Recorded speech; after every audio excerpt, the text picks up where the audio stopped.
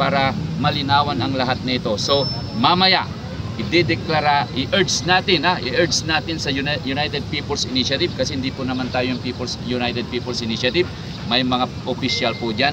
So i-urge natin, i-deklara nila ang failure of election bago maganap ang election.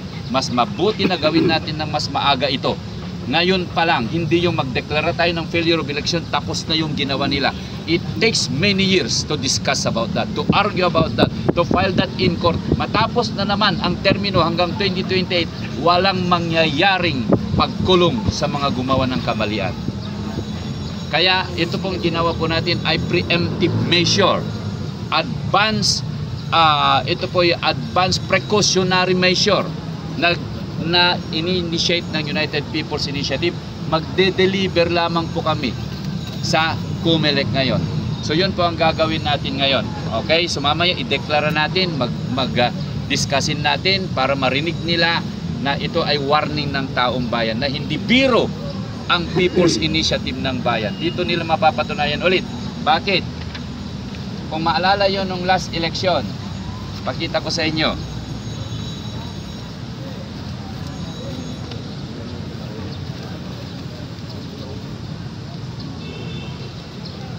Noong nakaraang eleksyon ay ginawa po natin yan, na ideklara or nag-file tayo ng tinatawag na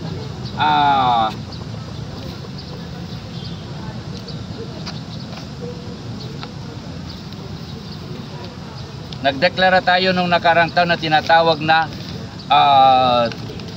TRO. So ito po yung final demand natin. Yan, nakita nyo po yan. Silyado po yan ng People's Initiative NPICC. Nakita yung silyado po yan. No? So nandyan po yung mga nakapirma. Wala pa si na Captain Dre, pero kanina na ano na yan. So andito po yung mga judges ngayon. Kayo ang judges ngayon. Kayong taong bayan. Ngayon, mamaya ibaback up natin yung mga pinirmahan nyo. Pag hindi sila bumaba, dadalhin uli natin yung final execution bago natin ideklara ang failure of election. So may procedure tayo. Sinusunod natin lahat yung mga tamang procedure para hindi naman natin nila sabihin na parang gumawa tayo ng action na hindi natin ipinaalam sa kanila. So lahat po yan ay naka-kortesiya. Hindi protocol ha, kortesiya.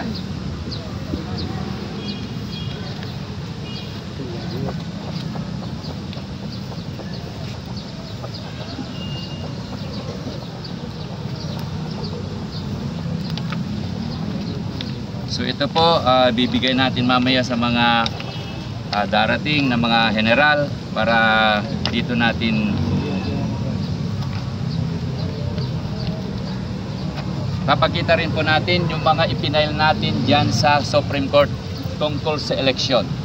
Okay, ang tawag dito ay may GR code po nito 279245. Isinabmit po natin ito noong April 24. Ayun, ano to, motion to intervene in supporting of the petition ni Atty. Torion doon sa mga voting, mga national electronic voting ng mga OFW natin. Ang tawag doon ay online voting, na hindi po dumaan sa proseso ng batas. Walang approval po ng batas para gawin nila iyon. Okay, maliwanag po sa atin. Walang batas na nag-aproba ng online voting system. So, doon pa lang ay pwede nating i-declare